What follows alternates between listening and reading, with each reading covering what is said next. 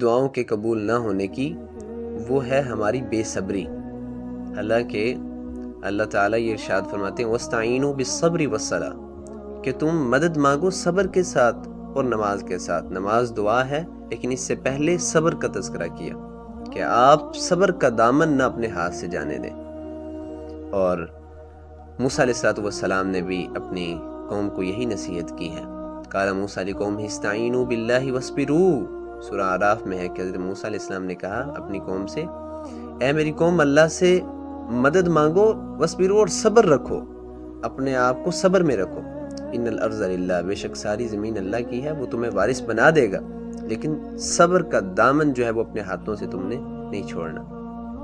آپ حیران ہوگے کہ جناب محمد الرسول اللہ صلی اللہ علیہ وسلم آپ 13 سال تک مکہ میں رہے، آپ کو ستایا جاتا رہا، آپ کو مارا جاتا رہا، کبھی عقبہ بن ابی معیط آپ پر اوزری ڈالنے آ جاتا ہے، کبھی ابو جہل آپ کا سر کچلنا چاہتا ہے ایک بڑے پتھر کے ساتھ، اور پھر وہ لمحہ کہ جب آپ علیہ السلام کو آپ طائف میں مار پڑی، آپ کے جوتے لہو لہان ہو گئے اور ابنائے ربیہ کے باغ میں آپ نے پناہ لی۔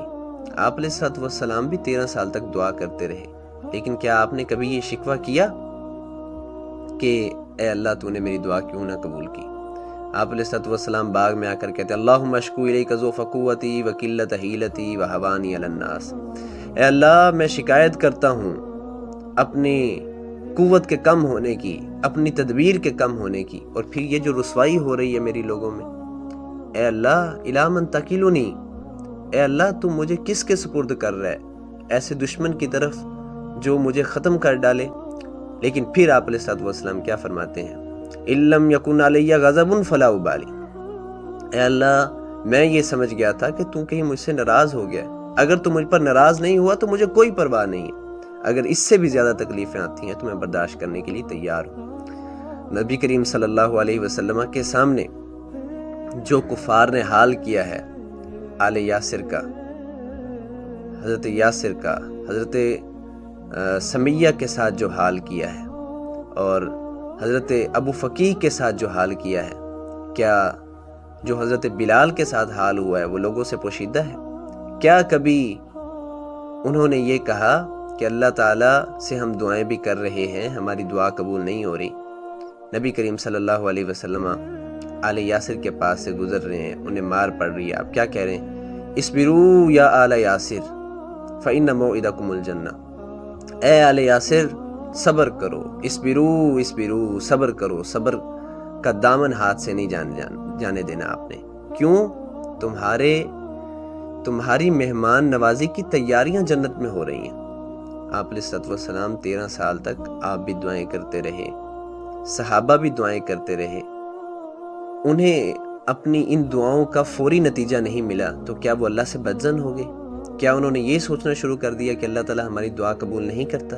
نہیں میرے بھائیو، ایسی بات نہیں ہے۔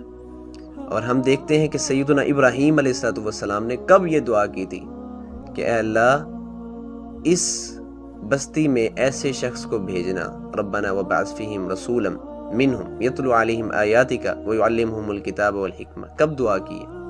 لیکن قبول کب ہوئی؟ موسیٰ بھی آ گئے، داؤد بھی آ گئے، عیسیٰ بھی آ گئے، اور پھر جا کر 571ویں سال نبی کریم صلی اللہ علیہ وسلم کی پیدائش ہوتی ہے۔